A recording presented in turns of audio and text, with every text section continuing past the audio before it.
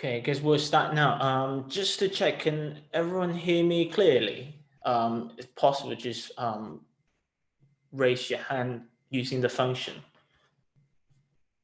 Perfect. All right. All good. So first of all, good afternoon or good evening if you're in Malaysia. Thank you all for joining us for another live stream. For those who watched our last live stream, thanks for joining us again. So my name is Warren. I'm the regional manager here at UKEC. We know this is not an easy time for everyone. Some of you probably being at home, back in your home country with your family, or some of you decided to stay here in the UK during the lockdown period. I hope you all are doing well, taking good care of yourself. So today, the main purpose is to give you update on all these changes regarding if there's any changes from all our university providers. 2 weeks ago, we have 3 partner university joining us, UWE, University of Law, as well as Northumbria. And this week, we have 2 more universities joining us. So today, we have Cardiff University and City University London joining us to provide us with all the updates regarding all these changes. As we know, things have been changed a lot during this pandemic. You guys probably will be worrying about whether you will be able to start your course in September or even anything related to at the minute, because a lot of you probably are last year, final year law student. You might be worrying about your exams, your graduation. Would you be able to start next year because of all these happening? So we're here to help you. So make use of the question and answer box as well. So we'll be collecting questions throughout the live stream. So we'll have a question and answer session after each university session. So do ask question, make use of the box provided, and then we will throw out all the questions later on. Yeah. So I guess we'll start off with Cardiff University first. So just check.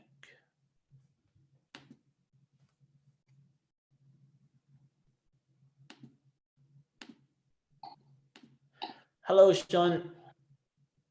Hello, Warren. How are you? Very good, very good. Yeah, so I'll pass the time over to you now. Is that all right? Yes, that's wonderful. Thank you very much. Thank you. Thank you. Hello and good afternoon and welcome to everybody. Thank you so much for participating in today's webinar. I also just wanted to really reiterate what Warren has been saying. I know it must be very difficult for everyone and very stressful, the situation. Again, worrying about your graduation as well as thinking about what you're going to do in September. So I'm just going to be updating you on, Cardiff's situation, and hopefully we'll be able to answer some of your questions going forward. So yeah, just to introduce myself, my name is Sian Keepin. I'm the regional manager for South and Southeast Asia, based in Cardiff, or at least currently based in my house. But I don't work for the law school, so I am centrally based, but I should be able to help you with questions that you have about your admissions and about some of the changes over the next few months. So if we can go on to the next slide. Yeah, so some of you may actually be Cardiff students, but just to update you on the situation with Cardiff, as we're in lockdown, the university is currently closed for face-to-face teaching, although our academics and our professional services members and staff are working really, really hard to ensure that no student is disadvantaged as a result of the current crisis. So it means that all of our teaching has now moved online through various different platforms, including Zoom, our Learning Central and Panopto. So we're hoping that students, our current students, will still be able to graduate this year and should be in a position to start the BTC hopefully in September. Our halls of residence remain open, so we still have students currently staying with us. But for anybody that has returned home, you are eligible for a refund of your halls of residence fees. So please do get in contact with us if you are in that situation. For our current BTC students, obviously the situation is a bit different because they have to take the centrally assessed BSB exams. And as you may know, those have currently been postponed, and hopefully students will be able to sit those in August. So that's the situation for our current students. If we could move on to the next slide for our prospective students. Lovely, thank you, Warren.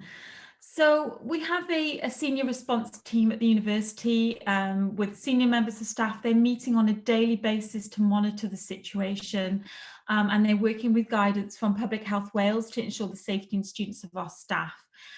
Obviously, one of the main concerns at the moment is what the situation is going to be in September for when our enrolment would be due to start. The university is currently being hopeful and optimistic that we are still working towards that September enrolment date. But obviously, as we're monitoring that situation, you know, that is a fluid situation, as we all know. And so there could be the potential that is not going to be possible.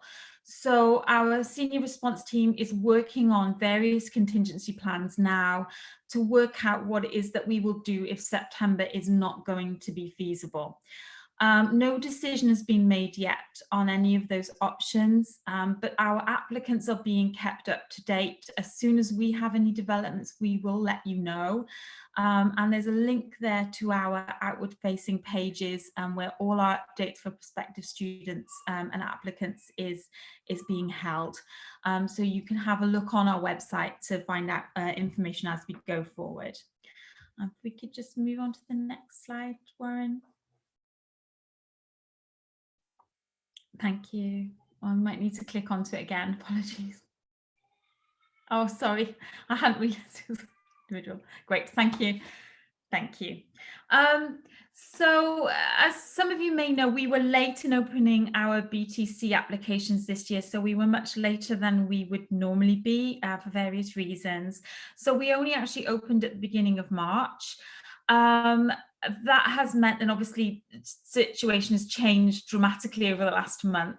So whereas we were due to close our applications, our application will remain open. So if anybody is still interested in applying for September intake, please do. Our application is likely now to be open until August. We don't have any changes to our entry requirements as yet. So we still require the BCAT, which is the BSB requirement. But we obviously are aware of the fact that students are unable to sit for their BCAT at the moment, and we will be working with the BSB to ensure that there will be a solution to allow students to still enrol at the start of their course. The other situation is for anybody that may be holding an offer with IELTS, the IELTS requirement. The IELTS requirement stays the same. However, we are looking at alternative options for English language, online English language tests. So within the next 7 to 10 days, we will have information about an alternative online test that you will be able to sit. And we will be informing our offer holders of those alternatives. So please, again, keep a lookout for your emails and for information through UKEC. The other change is to our deposit deadline. So typically offer holders, and if you are holding an offer, you may have been told that you need to pay a deposit within 4 weeks of applying, or of receiving your offer, apologies. That is no longer the case. So our deposit deadline has now been extended to the 31st of July. And we are hopeful that obviously by the 31st of July, you should be, or we should all be in a situation to know what that September intake will look like. And you should feel more confident in being able to pay a deposit at that time. But of course, we will keep you updated with all developments through UKEC and if you're an offer holder, directly from the university. So along with that, as part of the brief today, if we can move on to the next slide. Hi, we just asked to provide some top tips. So having not been a student for quite a long time, I've been speaking with a current student on the BTC program. The student is named Justin Tong, and he is a current BTC student. He was also a transfer student that came to us on the LLB program in the second year. So Justin's been at Cardiff for a long time, and he was really pleased to have the opportunity to provide some top tips for students coming to study the BTC in September. And he came up with a couple of ideas that he'd hoped or wished that somebody had told him before he started. So if we could just move on to the next slide. There's a lot of words on here, so I'll just briefly run through it. One of his tips was the timetable. So I know that for LLB students, there's quite a fluid timetable. You have quite a lot of time, spare time within the day to do your external research. But for the BTC students, it's a much more packed timetable. So classes start very quickly, and the first week on you will have a jam-packed timetable. At Cardiff we operate Monday to Thursday, and classes will start at 9 a.m. and generally finish at 5. His other bit of advice was to be prepared for class. It is a very intense course. And so our academics will expect you to show professionalism when you turn up for tutorials. Also, they're very small groups, so your tutorial will be a maximum of 15 students, which means that there are only a small number within that group, and you will be expected to contribute and you'll be expected to answer questions. So make sure that you come prepared. Although the one thing he did say is that you will have time off, you will be able to have a work-life balance. It may not be quite as intense as some of your seniors may be telling you. For example, you will have a Friday off every week at Cardiff, so you will have chance to either travel to London for the qualifying sessions or be able to relax and enjoy yourself with your friends. And finally, help is available. So you will have all sorts of help and assistance along the way, and you will really enjoy the course. So, make sure that you relax and prepare. And just my final slide, thank you very much for listening, is just my contact details. If you do have any questions that I'm unable to answer, I will make sure that I get back to you. And thank you very much for listening. Thanks a lot, Sean. Warren. I think we have 2 questions coming in. So the first question is, are there any update in terms of the deposit? Although we know that there's an extension on deposit, but if students are kind of like worry about it, are there be any changes related to the refund policy?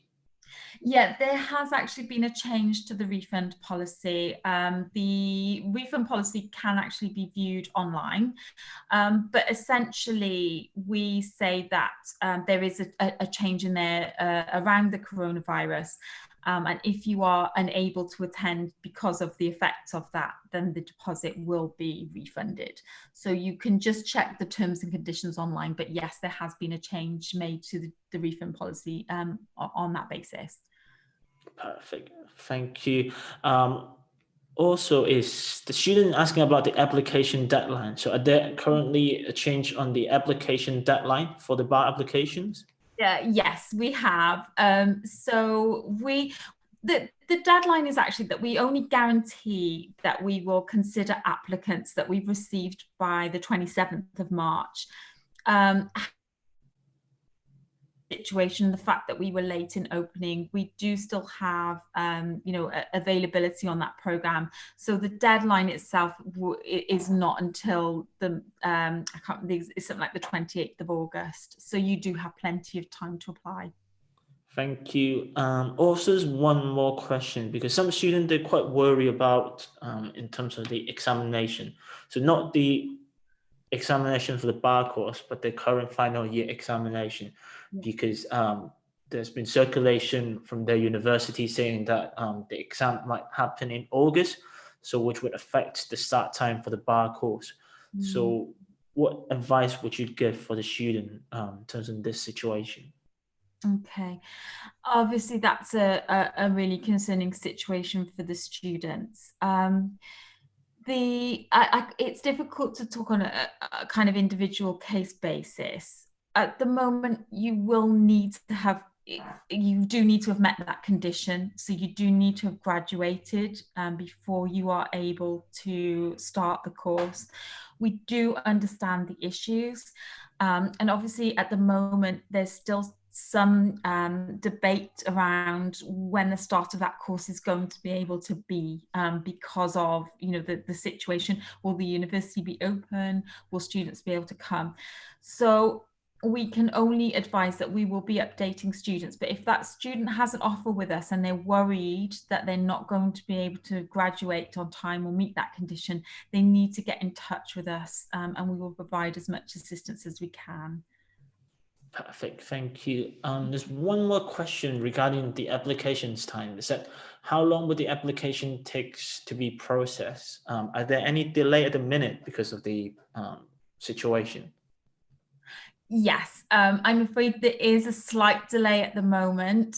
We are working really quickly to try to sort of get to get everything up and running, but of course we're all having to work remotely, and at the admissions team particularly, not so much experience of working remotely as maybe some other parts of the university. So there's been a slight kind of upheaval in that admissions process, but we are working through it and we are working to clear it.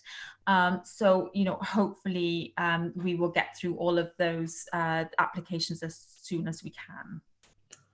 Okay, I think there's one more question regarding that. I think you probably have answered about the earliest date the student will be able to get an offer. So I think, as you said, the admission are working on it to go through all the pending applications. They are, but you should be hearing back very soon. If you've made an application, you will hear back soon. Okay, thank you very much. I think that's pretty much all the questions. So thank you very much for joining us today, Sean. It's been a great help. And I think for students, if you have any other question, you can either contact us or Sean's email address is in the PowerPoint slides as well. So do get in touch with the university if you have any concerns. As both Cardiff University and us, we're here to support you. Thanks for joining us, Sean. Thank you, Warren. It's a pleasure. And thank you to everyone for attending. Thank you. Thank you. So now I'm moving on to the second university. So Ainsley from City University London will be joining us. So let me just check.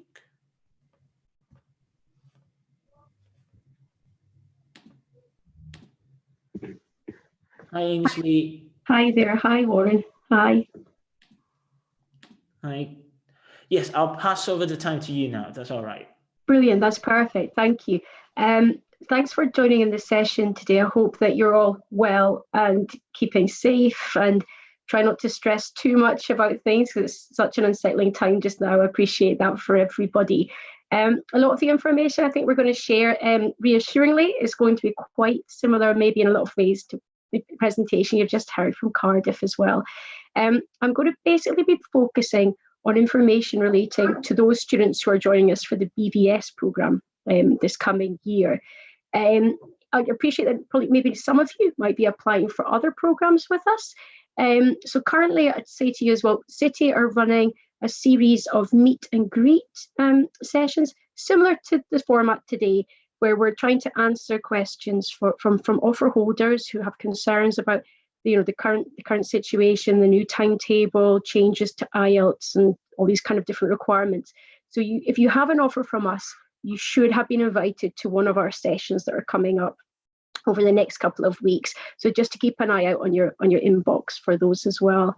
But as I say, today I'm going to really be focusing on the information that I've been given by the course officer for our BVS programme. So this is basically our current situation as well. But as with Cardiff, the situation, it's rapidly evolving. So I'll provide a link to our website as well, where you can go to. It's updated on a very regular basis. We're trying to sort of keep up with the evolving situation, post changes to the information that we're sharing as they come to us. So Warren, could you maybe move on to the next slide for me? Thank you. So as has already been mentioned, some of you might be concerned about delays to your results and even like completion of the current courses you're studying. Currently, we're still holding to the assumption that you will need to complete your full LLB or your GDL before you can progress on to the BVS.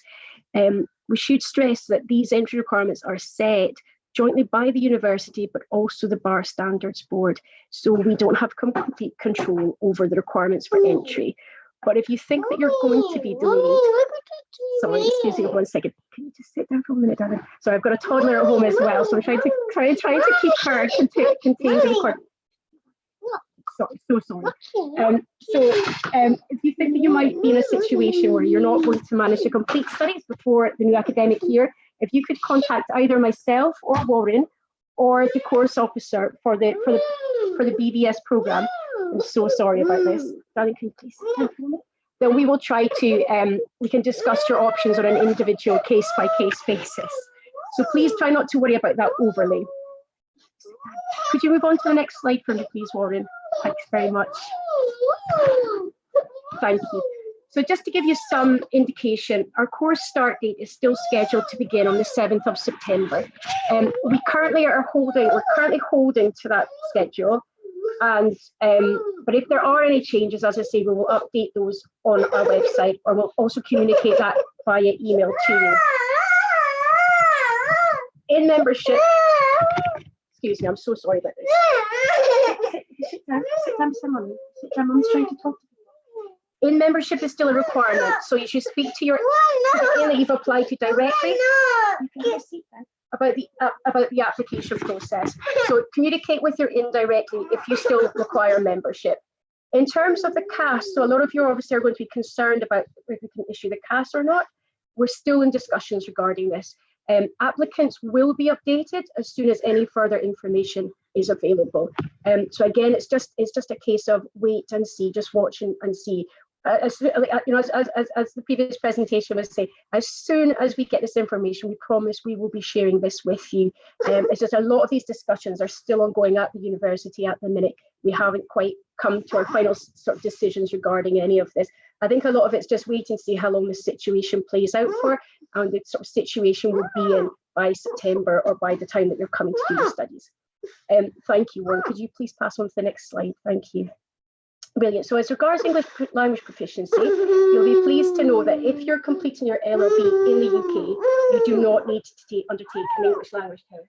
However, if you are completing your studies overseas, including if you're sitting the University of London International Programme, you will still be required to undertake an English language proficiency test. The good news is that we're accepting the TOEFL IBT Special Home Edition. So we're not requiring for you to sit the IELTS at this point in time. So that's maybe a big relief for some of you who I know you'll be worried about this requirement and you won't have access to a testing centre. I've outlined the overall scores here. We're looking for 103 overall, listening 24, reading 26, speaking 27, and writing 26. This information is now live on our website, so you'll be able to also check this on the website too. Lauren, if you could pass on to the next slide, that would be perfect. Thank you very much. Thank you. But brilliant. So for those of you who have questions about the BAR course aptitude test, so the BAR Standard Board have indicated that they will still require for you to do the BCAT. They have bookmarked a link that you can follow, and so you can get some information there, but just check it regularly. As I say, the BSB have said they will publish any updates relating to this test.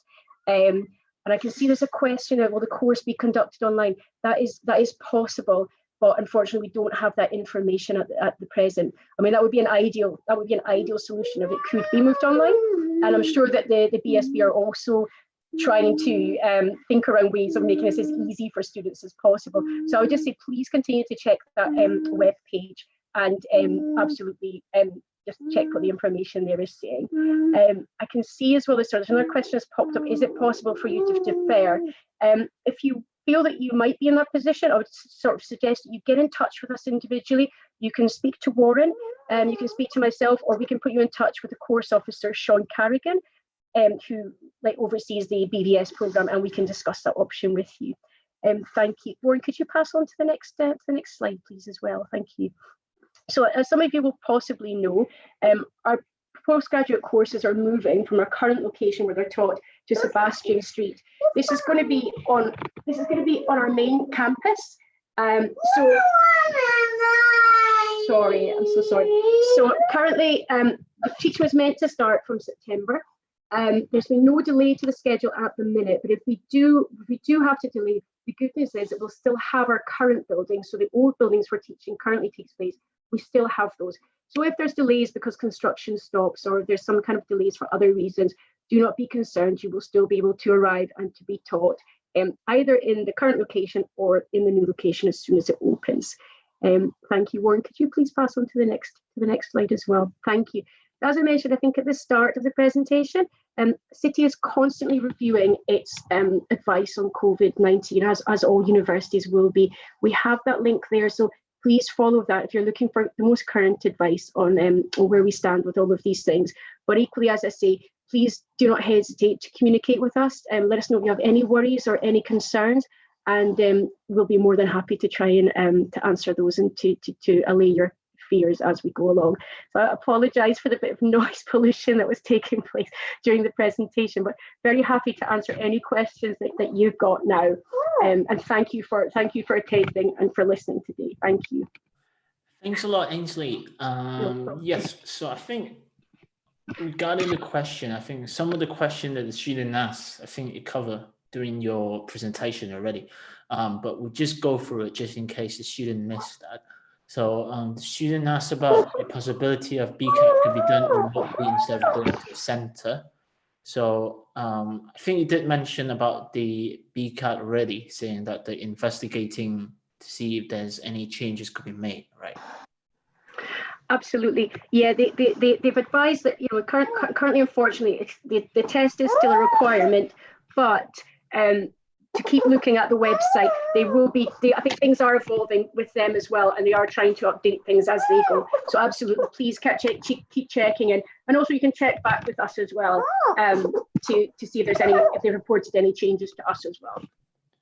And the next question is regarding the changes to the refund policy. Do you know if there's any changes regarding that at the minute? Because I think students are required to pay £350 deposit when they accept the offer. Sure. Oh, sorry, I think as far as I know, that's still under discussion, but please feel free to send me an email, and I can double check our absolute current advice regarding that. I'm sure, just given the exceptional circumstances of now, like the university is trying to be as helpful as possible, and put it that way. So we are trying to make this as easy for students as possible, and if that involves looking at refunds and things, then I'm sure that we can do that. So, but yeah, please feel free to email. We can look at that for you. Also regarding the application deadline, do you know if there's any changes regarding that?